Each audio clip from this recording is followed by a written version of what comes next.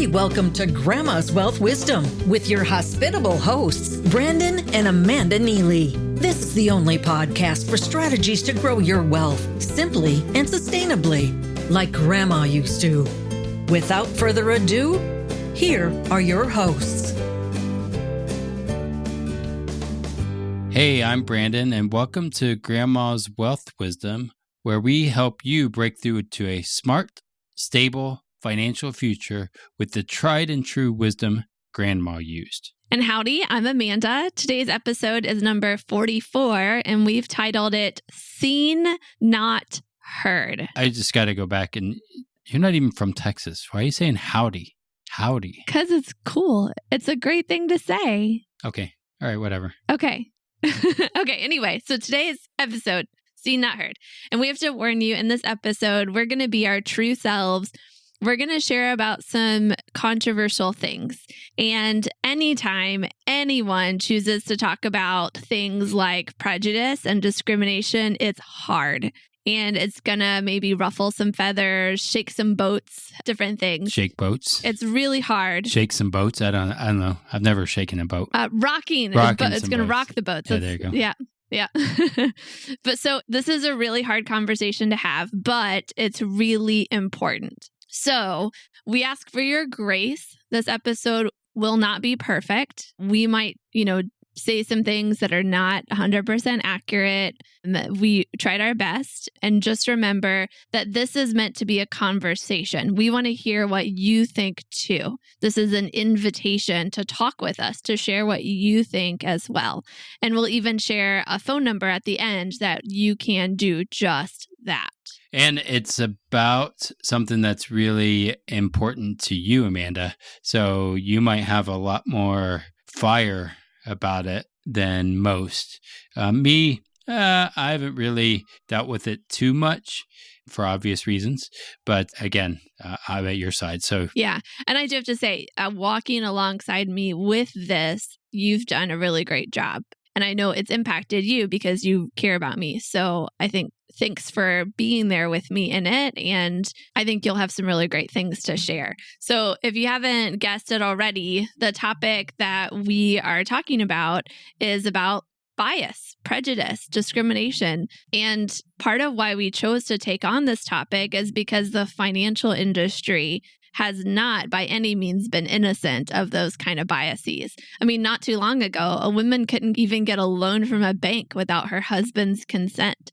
And even today, like if you just go to Google and you type in bias in the financial industry, you're going to get so many hits and you'll find out lots of information about the current biases like gender pay gaps and even AI and the algorithmic bias that even computers have. This is not something to just be pushed under the rug. It's something that's real and that impacts all of us. Yeah, and we recently watched a documentary on RBG, the notorious RBG, Ruth Bader Ginsburg, I think, who is one of the chief justices, female, and her work, regardless of where you stand on these kind of things.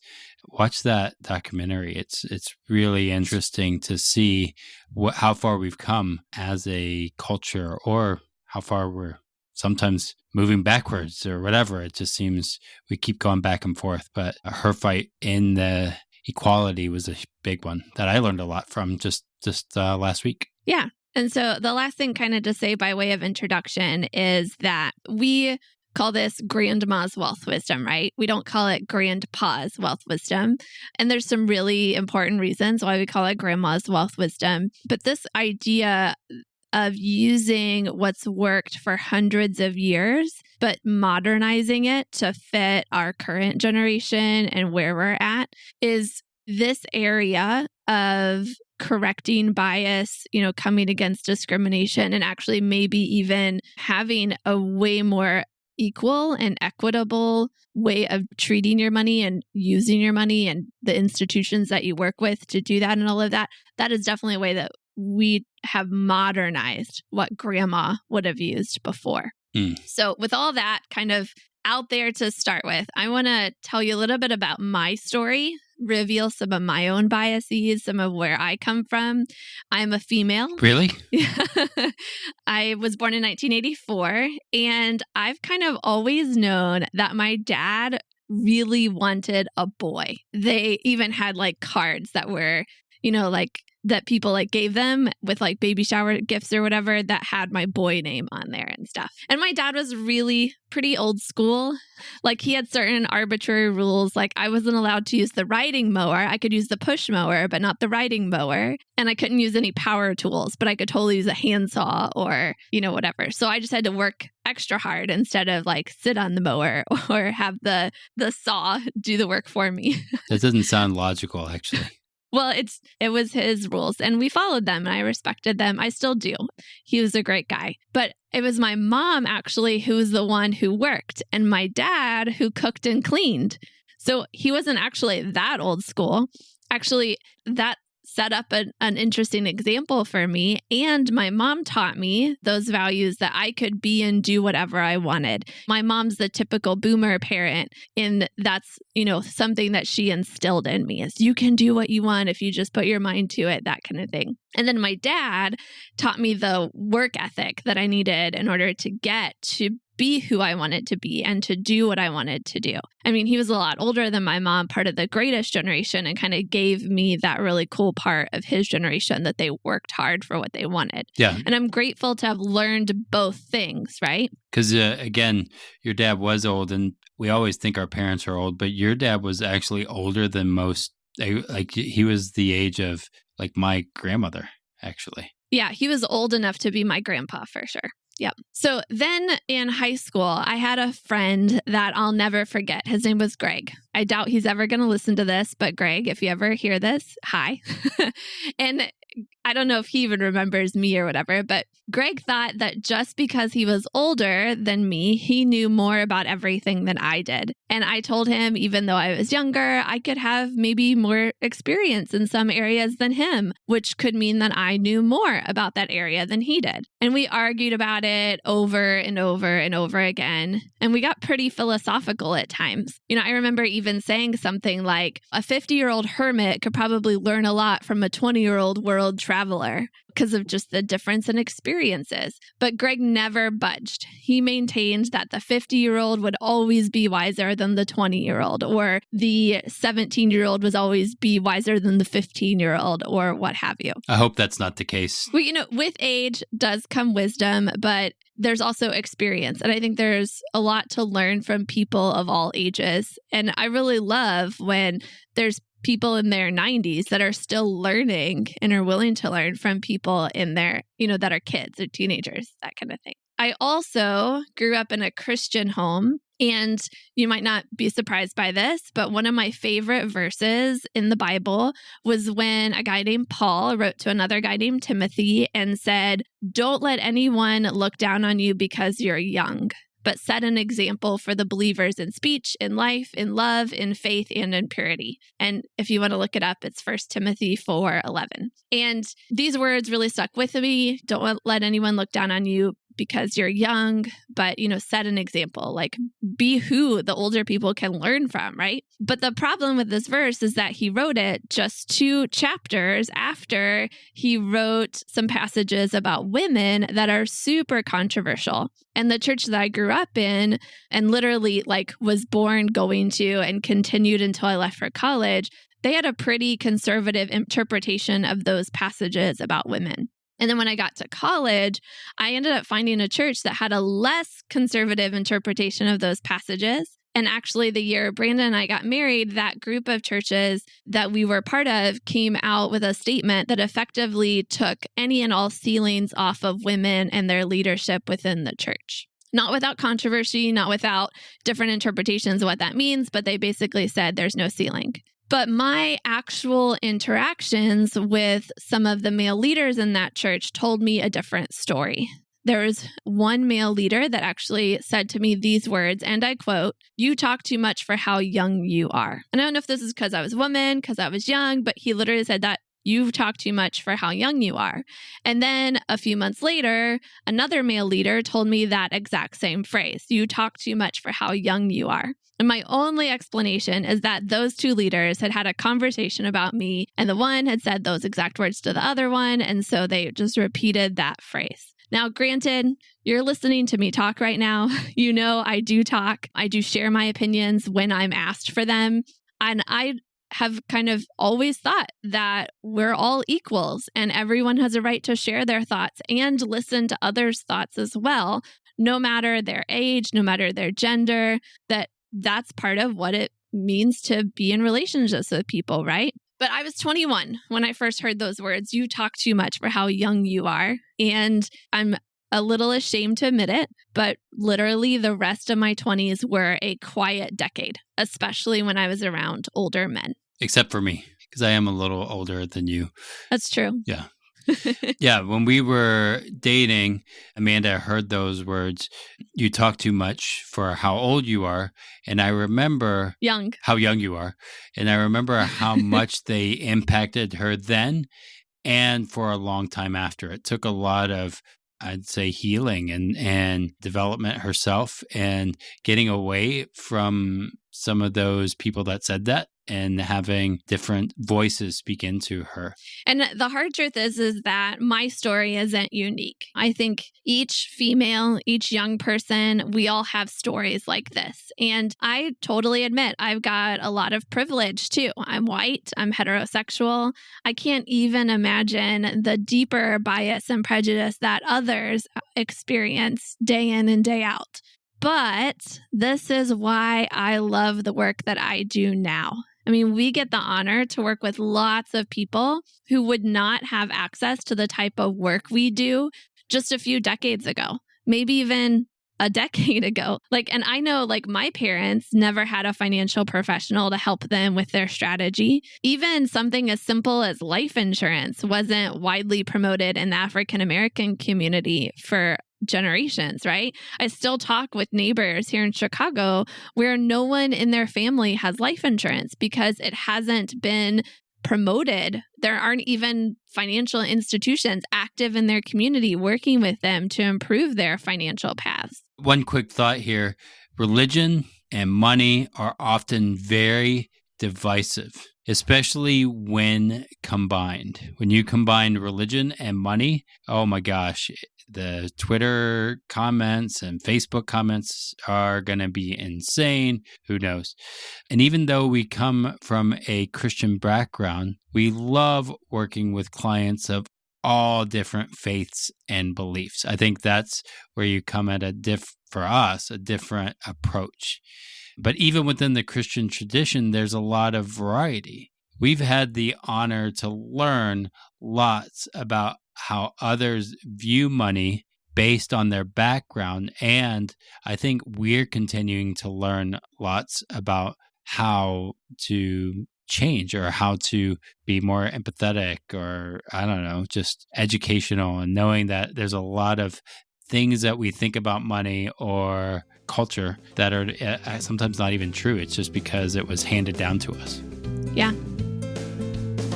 Grandma always said, eat your vegetables. She loved making home-cooked meals with healthy food and from-scratch desserts. Would you create a diet of fast food or cookie-cutter financial products that made you fat and bloated with fees? Or would you like wholesome, time-honored wealth strategies served with balance and trust? Get started with your healthy money planning by downloading Wholesome Wealth Recipes. Your Moolah cookbook is waiting for you at grandmaswealth.com.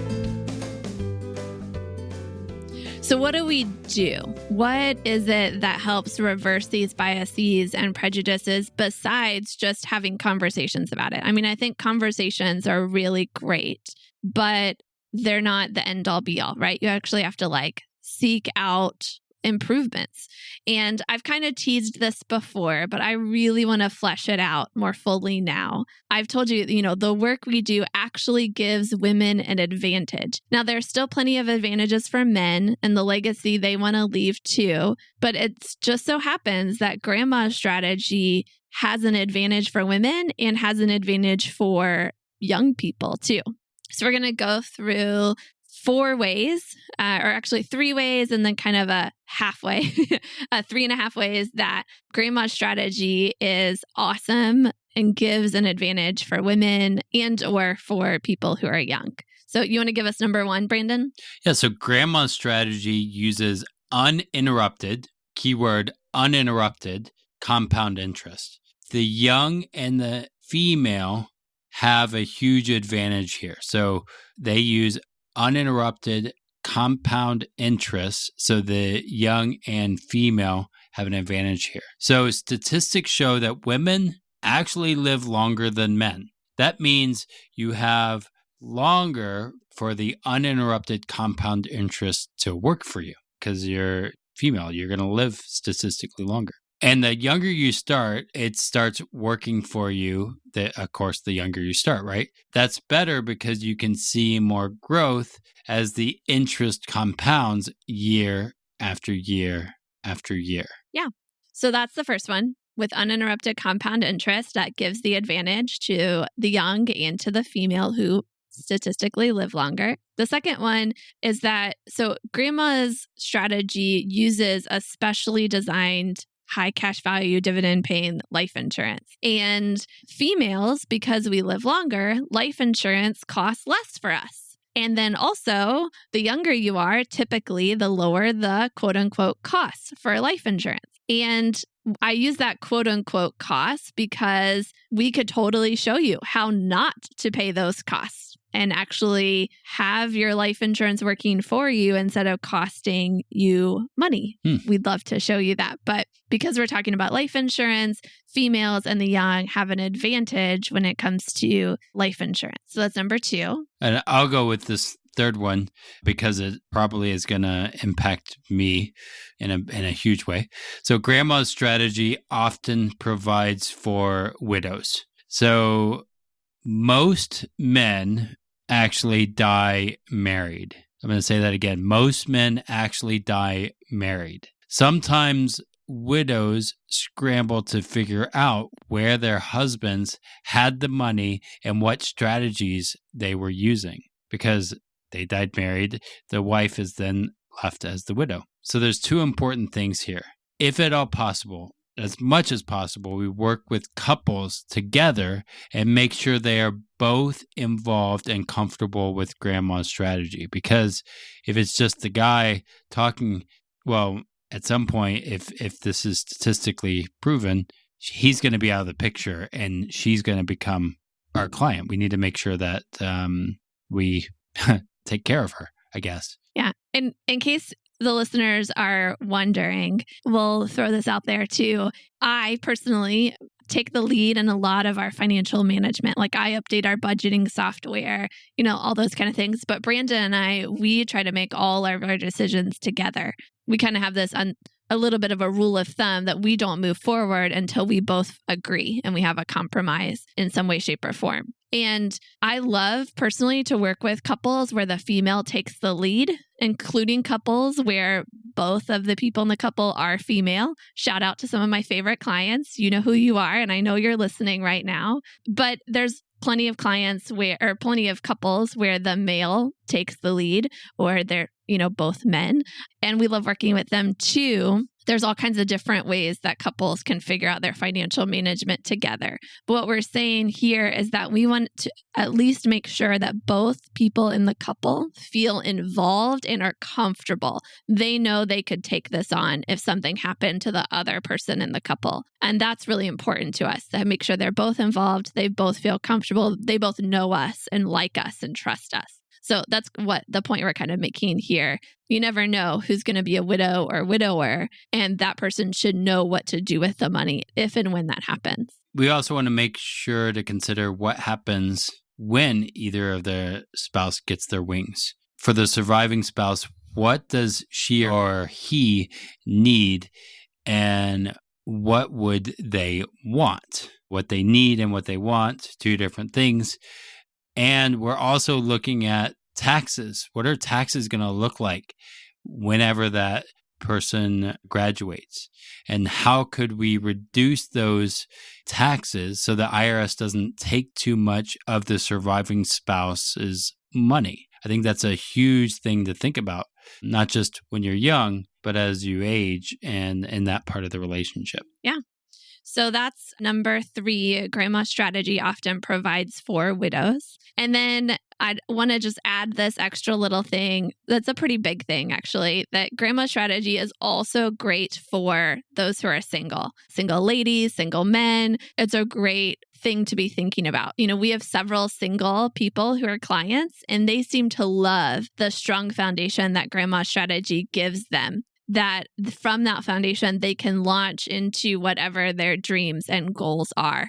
They can, take risks in certain ways, whether it be starting their own business, buying their first home, building a real estate portfolio, or adopting a child while remaining single. Whatever it is, what we see many times with single people is that this gives them a nice solid foundation that then can help them reach to the stars for whatever those dreams and goals are. And we could go on and on with a lot more things.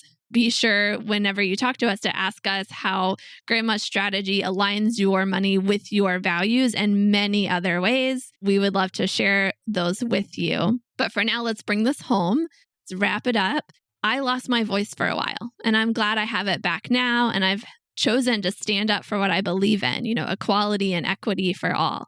And I love that I'm using a strategy that benefits women and the young. And I also love that I get to talk with people. Seriously, conversations fuel my day. Just last night, I had a late evening conversation. I couldn't go to sleep afterward because I was so jazzed and excited after that conversation. And Brandon, I know, is the same way, maybe even more so than I am. So we would love to talk with you. We are never too busy for a conversation. No matter who you are, no matter where you're at financially, we want to talk. We want to hear what you think about money, what you want your money to do. What are your values? How are you working at having your money align with those values? All of those things. So I'll give you the phone number, and then Brandon will wrap things up today. Here's the phone number. Put it into your phone right now, or grab a piece of paper, write it down. I'll say it twice just in case. It's 513-447-6501. You can actually reach both Brandon and me at that number. We have different extensions, but here it is again, 513-447-6501. Awesome. Well, that's great. And I just appreciate all the listeners that we've had throughout the life of this podcast. We've finished up 2019. So really blessed to have you guys as part of our life and part of our community. So if you haven't, please subscribe. If you would write a review at the end of 2019, write a review for us. That would be awesome too. Because in the next episode, what we're going to be doing is talking about, I would assume some people went into debt with Christmas. They probably bought things on credit cards and stuff like that. Hopefully not a lot of our listeners did that. But I would say 2020 is a good way to think about how to get out of debt and stay there. So that way in 2020, we're not going back into debt. And so this episode is going to be how to get out of debt and stay there. Again, too many gurus focus on getting the debt paid off as quickly as possible, but not the idea of staying there. Often people end up right back in the same debt they were in before. And we're going to show you a strategy to stay out of debt and build your net worth at the same time. That's going to be fun. Yeah. So until next time, keep building your wealth simply and sustainably so you can break through to a smart, stable financial future.